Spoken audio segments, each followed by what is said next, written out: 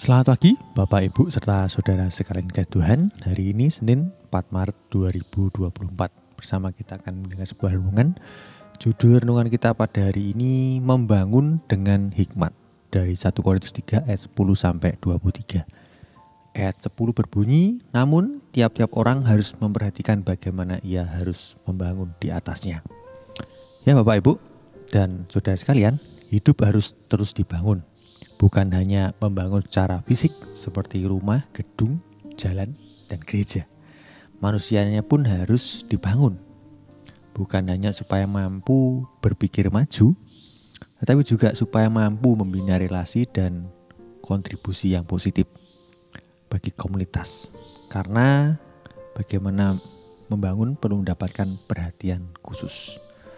Paulus mengingatkan jemaat yang ada di Korintus tentang bagaimana membangun itu harus diperhatikan Bapak Ibu. Dasarnya sudah ada, yakni yang telah diletakkan oleh Tuhan Yesus Kristus sendiri. Di atas dasar Tuhan Yesus, jemaat dibangun.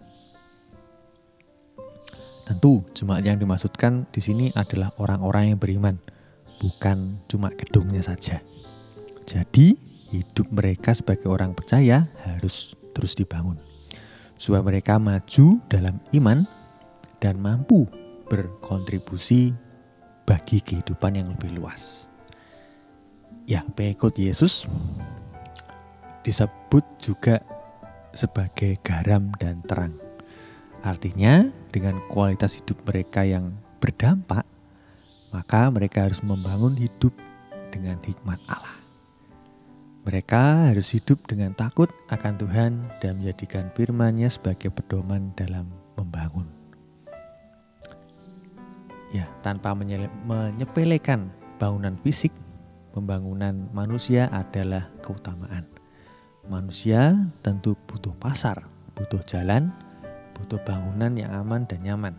Tetapi kalau karakter dan ilmu tidak dimiliki, dan moral, spiritualitas tidak dipunyai, maka bangunan-bangunan itu akan menjadi sekedar artefak. Ya, mari kita utamakan pembangunan manusia di atas dasar Tuhan kita Yesus Kristus dan melakukannya dengan hikmat Allah. Refleksi kita pada pagi hari ini, tidak jarang kita begitu mengutamakan bangunan fisik, namun luput memperhatikan tentang membangun iman kita di dalam Kristus Yesus. Mari Bapak Ibu, saya sekalian kita berdoa. Bapa surga, kami ucap syukur atas renungan yang boleh kami dengarkan bersama ini, yang mengingatkan kami supaya kami boleh membangun bangunan yang benar di dalam Tuhan. Karena Tuhan Yesus sudah meletakkan dasarnya dan setiap kami membangun di atasnya. Bapa, mampukan kami untuk dekat dengan Engkau sendiri supaya bangunan itu boleh semakin hari semakin sempurna dan kami merindukan mahkota abadi bersama dengan Tuhan. Ini Tuhan hidup kami, biarlah kami boleh sambut hari ini dengan mengimani bahwa Engkau selalu menyertai hidup kami. Ini Tuhan doa kami, di dalam nama Tuhan kami Yesus Kristus kami berdoa. Amin. Selamat pagi Bapak Ibu, selamat beraktivitas, Tuhan Yesus memberkati.